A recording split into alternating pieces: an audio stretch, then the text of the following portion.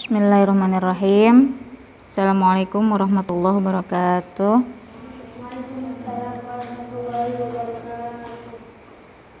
Bab 11. Adabul binti fi manziliha. Adabul binti fi manziliha.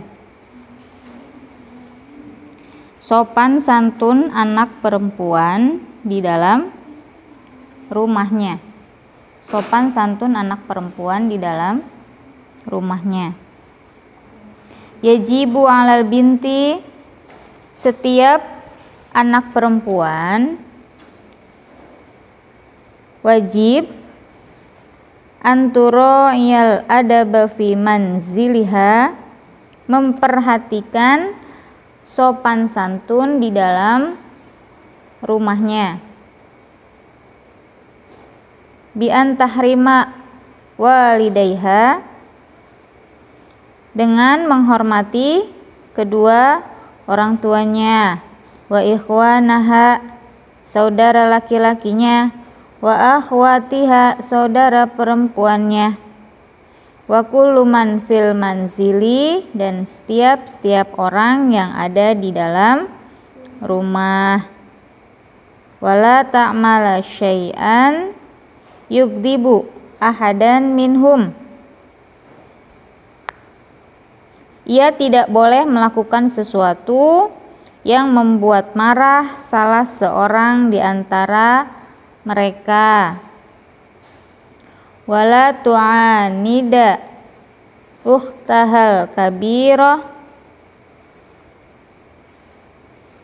tidak boleh pula menentang saudara perempuannya yang lebih tua. Wala tukhasima ukhtaha shaghirah, tidak pula bertengkar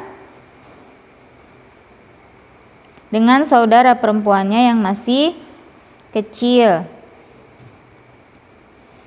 Wala ta'khudha lu'bataha bi ghairi ridhoha,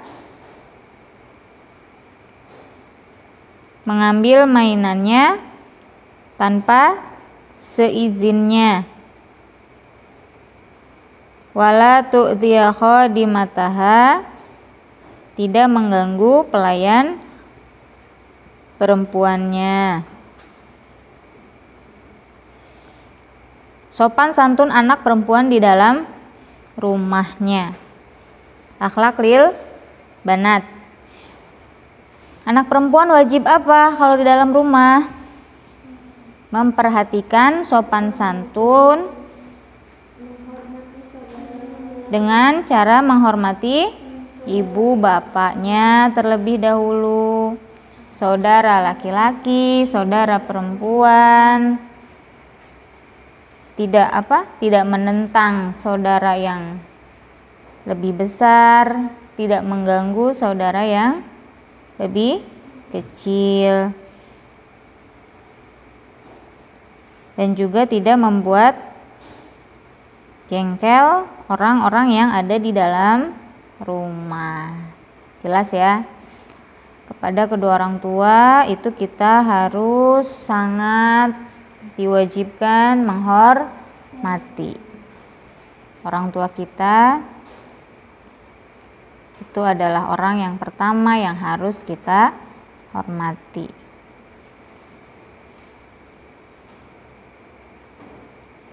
Petuah-petuah, nasihat-nasihat yang disampaikan oleh orang tua itu yang baik untuk kita, ya kita turuti, ya kita kerjakan. Karena apa?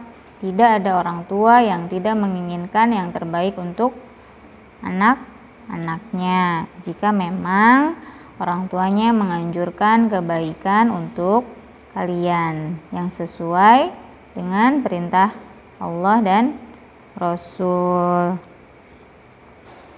Kepada saudara laki-laki ataupun saudara perempuan harus hormat juga.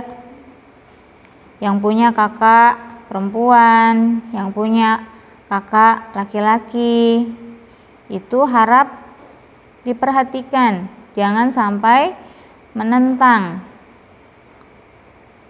Karena apa? Seorang kakak itu pasti melindungi adiknya. Kalau memang disarankan untuk diam ya dek di rumah, jangan keluar, jadi turuti. Karena mungkin kakaknya itu tahu di luar sana itu banyak sekali mara bahaya yang akan mencelakakan adiknya. Dinasehati sama kakaknya cemberut, dinasehati sama kakaknya gerutu. Gak suka saya punya kakak overprotektif, lebih-lebih dari orang tua. Nah, padahal apa? Itu wujud tanda kasih sayang seorang kakak terhadap adiknya. Punya adik laki-laki, punya adik perempuan, ya disayangi.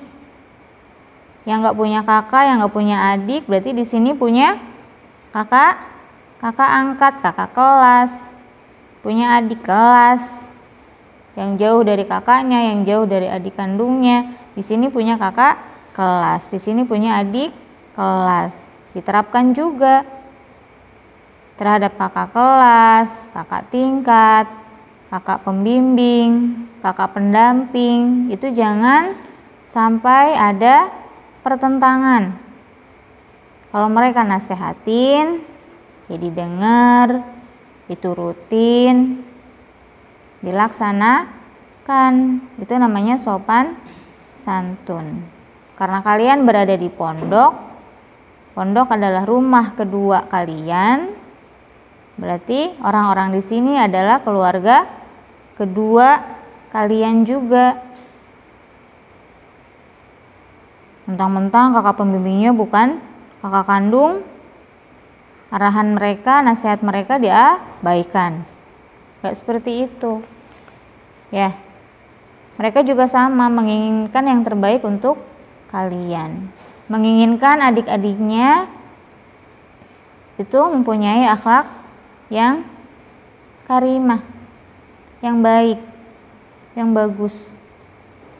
Menjadi kebanggaan tersendiri untuk mereka jika kalian bisa tumbuh bahkan berkembang menjadi santri muslimah yang berakhlak mulia. Jadi tolong ya, terhadap kakak-kakak kelas kalian, kakak pengasuh, kakak pembimbing, kakak pendamping, ya kalian jangan ada pertentangan, jangan sampai menentang. Apalagi sampai terang-terangan. Sama adik kelas kalian, kalian juga harus tunjukkan kalau kalian itu sayang, kalian itu peduli, kalian itu memperhatikan mereka. Saat adik-adik kelasnya sakit, kalian bisa jadi pengganti kakak mereka. Adik-adik kelasnya lagi kesulitan, lagi kesusahan menghafal, lagi kesusahan mencerna materi, mencerna pelajaran. Kalau ada yang mereka tanyakan, ya kalian bantu. Gini loh dek, metode menghafal yang cepat supaya nggak lupa lagi, gini caranya. Supaya cepet hafalnya, gini caranya. Dikasih trik-triknya, berbagi. Jadi curhatannya itu curhatan yang bermanfaat. Ya, itu terhadap saudara perempuan yang masih kecil. Jangan sampai mengambil mainan tanpa seizinnya, apalagi mengambil makanan tanpa seizinnya. Adik-adik kelas kalian punya banyak makanan, misalkan, wah nih baru datang, pasti banyak kiriman, banyak makanan, kalian ambil begitu saja. Kalau nggak ngasih nih, nggak dikasih kamar. Kalau nggak ngasih nih, nggak dikasih tempat untuk tidur.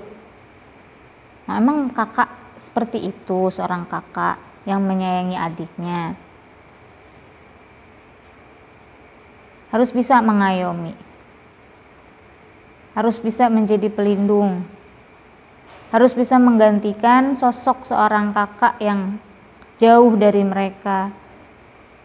Mereka kan terpisah jauh dengan orang tua, dengan keluarga. Kalian harus bisa jadi kakak yang baik. Jangan karena adik-adik kalian punya makanan banyak, kalian semena-mena ngambil begitu aja.